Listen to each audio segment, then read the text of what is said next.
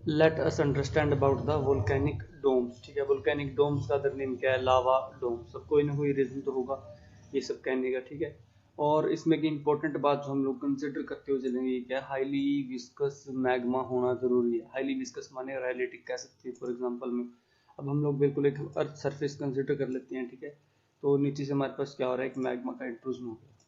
ठीक है, ये इसने यहाँ पे एक रास्ता बना लिया जहाँ पे ये रिलीज हो गया।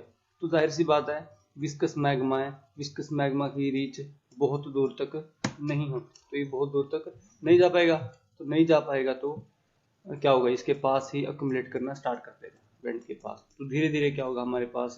ऐसे ही ये मैग्मा आता रहेगा और ये कंपाइल अप होता रहेगा, पाइल अप होता रहेगा। ऐसे करते करते हमारे पास एक ऐसा स्ट्रक्चर बन जाएगा बहुत बड़ा इस तरीके से।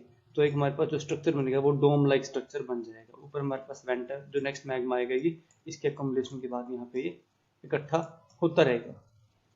क्योंकि विस्कस मैग्मा है, बहुत दूर तक नहीं जा पाएगा। तो हमारे पास कुछ देखने में हम जो बोलते हैं कि ओवरऑल जो वोल्केनो ऐसा कुछ स्ट्रक्चर देखने को मिलता है। ठीक है, तो इससे क्या होगा? अभी देखो, जो विस्कस मैग्मा है उसके अंदर क्या होती है? गैसेस होती हैं। गैस, ठीक है, गैसेस क्या करती हैं? जैसे हमारे पास कोक की बोतल होती है, वो क्या करती है? उसके अंदर गैसेस हैं।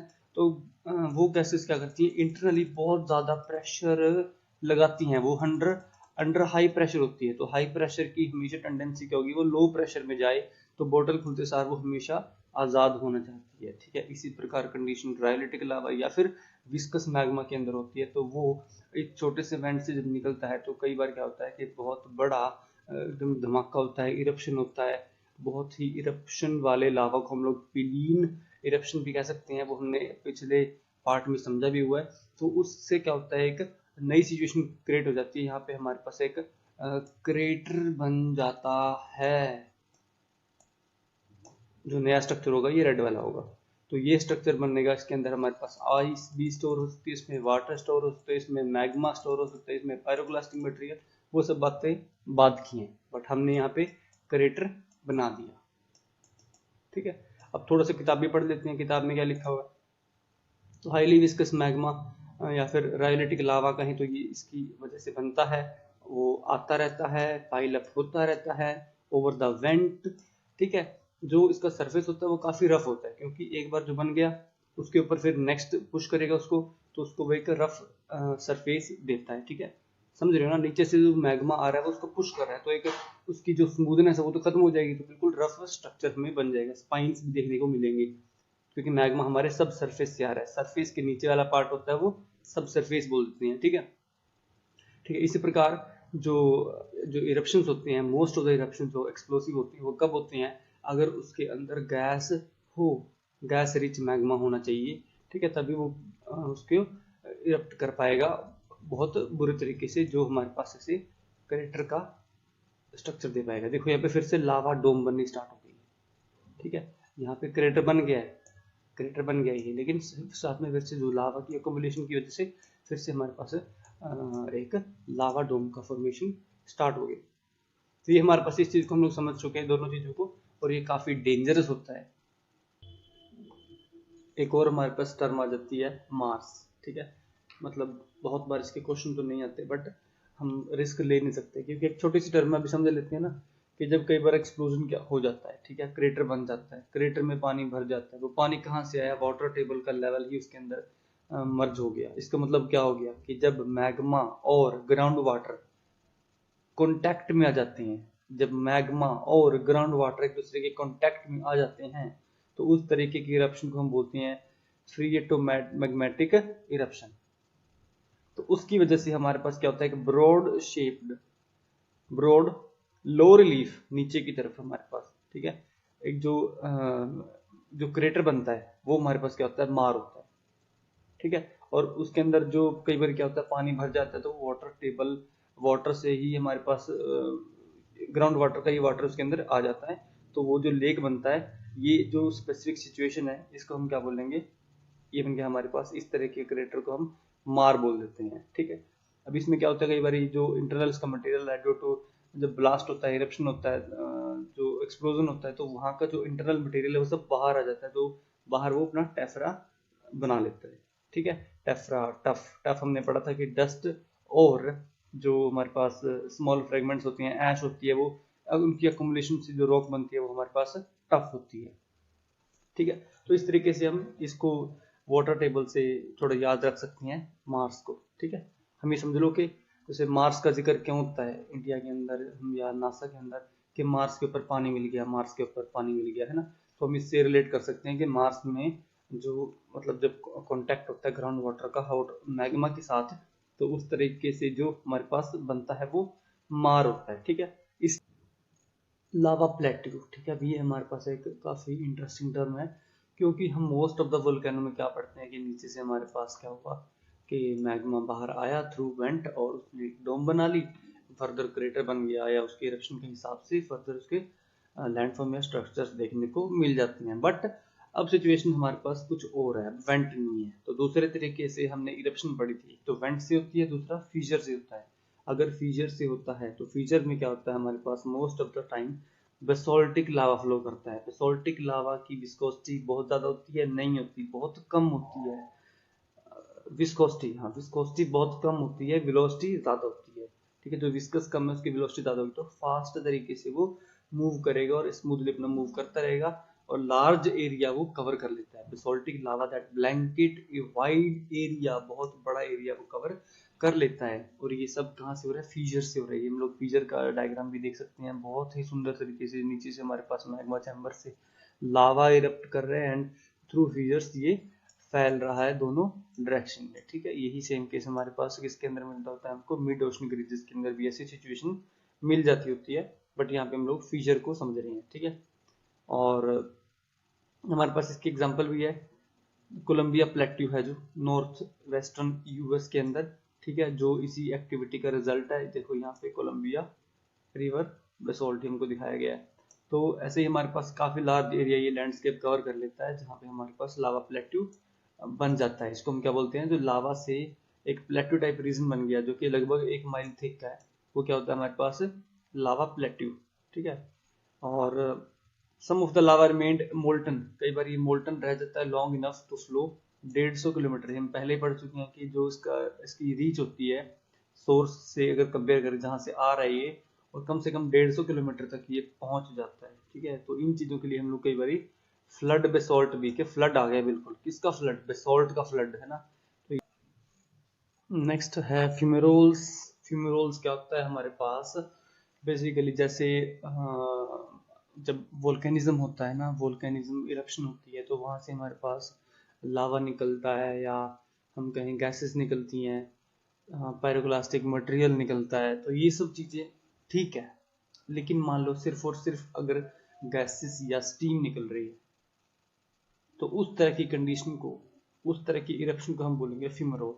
जब क्रस्ट में से क्या निकल रहा है हमारे पास इरप्शन में, स्टीम एंड गैसेस। ठीक है, और गैसेस में भी हमारे पास मेनली क्या, carbon dioxide, sulphur dioxide, hydrogen chloride, hydrogen sulphide. ये हमारे पास 4 मेन गैसेस आ जाती हैं। और यहाँ पे हमारे पास स्टीम कहाँ से बनती है, स्टीम बनती है क्योंकि इतने हाई प्रेशर से जब वाटर लो प्रेशर में आता है तो एकदम वो हीट अप कर जाता है, तो सुपर हीटेड वाटर जो है तो बॉयल कर जाता है as a pressure drops when it emerges from the ground. ठीक है, जो इरप्शन है वो हॉट गैसेस और वाटर वेपर का वो काफी सिमिलर है, और उसमें कहाँ देखने को मिल जाती है, डोरमेंट वोल्केनोज में आमतौर पर देखने को मिल जाता है। और इनकी जो इरप्शन के हिसाब से, गैस के हिसाब से इनका नाम क्या रखा गया है, जैसे अगर ये सल्फ्यूरस वेपर्स दे रही हैं, सल्फ्यूरिक एसिड कह सकते हैं हम लोग, तो उसका नाम होगा सोल्फेटरस। अगर ये कार्बन डाइऑक्साइड दे रहे हैं तो मोटेटस। अगर ये बोरिक एसिड रिलीज कर रहे हैं तो सैफरॉन। ठीक है, एस से सल्फ्यूरस या सोल सल, सोल्फरस, सल्फ्यूरिक। ठीक है, इसको हम याद कर सकते हैं। देखो ऑप्शन के लिए मैं आपको ट्रिक बता रहा हूँ अभी। ठीक है, और सैफरॉन से कार्बन बोरिक एसिड हो गया, सैफरॉन से हम किसी तरीके से याद कर सकते हैं बोरिक एसिड को। आगे मोटेटस को हम लोग कार्बन डाइऑक्साइड से रिलेट कर सकते हैं किसी तरीके से, तो इस तरीके से हम इसको याद भी कर सकते हैं। नेक्स्ट हम लोग बात करते हैं हॉट स्प्रिंग्स की। तो हॉट स्प्रिंग्स में क्या होता है, बहुत ही आसान है। ठीक है, तो यहाँ पे हमें देखने को मिल रहा है कि गर्म पानी यहाँ पे सरफेस के ऊपर आ गया है। ठीक है, सरफेस के ऊपर गर्म पानी कहाँ से आ गया, जाहिर सी बात है अंडरग्राउंड वाटर जो है वो कोल्ड वाटर है, कोल्ड वाटर को हीटअप कर दिया। किसने हीटअप कर दिया, कहीं ना कहीं मैग्मा का कांटेक्ट होगा, अंडरग्राउंड है ना, तो उसने हीटअप किया तो गर्म वाटर जो गर्म पानी है वो क्या हो गया, वो कन्वेक्शन करंट की वजह से टुवर्ड्स द सरफेस आ गया है। ठीक है, तो उस गर्म पानी के अंदर हमारे पास कई बार मिनरल्स डिजोल्व होते हैं, वो मिनरल्स डिजोल्व होते हैं लेकिन सरफेस पे आके क्या हो गया, वो पानी ठंडा भी हो रहा है ना कहीं, क्योंकि यहाँ पे temperature as compare to underground क्या हो जाएगा, उसके कंपेरेटिव तो कम ही होगा एज कम्पेयर टू मैग्मा। तो उस डिजोल्व वाटर के अंदर जो मिनरल्स हैं वो यहाँ पे आके क्या कर जाएंगे, प्रेसिपिटेट करेंगे। जैसे एग्जांपल्स क्या होगी हमारे पास, कैल्साइट और सिलीशियस मैटर। ठीक है, तो यही बात यहाँ पे लिखी गई है कि हॉट वाटर जो है वो सरफेस के ऊपर आ जाता है थ्रू फोल्ट जोन, जहाँ पे वीक प्लेन्स होते हैं वहां से वो आ जाता है। तो ground water move downward and then heated by the body of magma, और जो ऊपर आके डिपॉजिट करता है उनको हम ट्रैवर्टीन बोल देते हैं, जिसमें हमारे पास एग्जांपल आ जाती है कैल्साइट और सिलीशियस की। और जो हमें यहाँ पे कलर्स देखने को मिल रहे हैं, बहुत ही सुंदर यहाँ पे जो कलर्स देखने को मिल रहे हैं बाउंड्री के ऊपर, ये होते हैं ड्यू टू बैक्टीरिया या फिर कहीं माइक्रो ऑर्गेनिजम्स। कौन से ऑर्गेनिजम्स, थर्मोफिलिक, जो कि हीट लविंग होते हैं। ठीक है, जो स्पेसिफिक बैक्टीरिया होते हैं हमारे पास, for example cyanobacteria, archaebacteria, algae, तो ये सब हमारे पास ऊपर आके इसको एक बहुत ही डिफरेंट डिफरेंट कलर्स प्रोवाइड करते हैं। और कई बार ये एक ह्यूज कॉलोनीज बना लेते हैं, उसको हम मैट बोल देते हैं, जिसकी वजह से that form the colourful scums and slimes on the side of hot springs.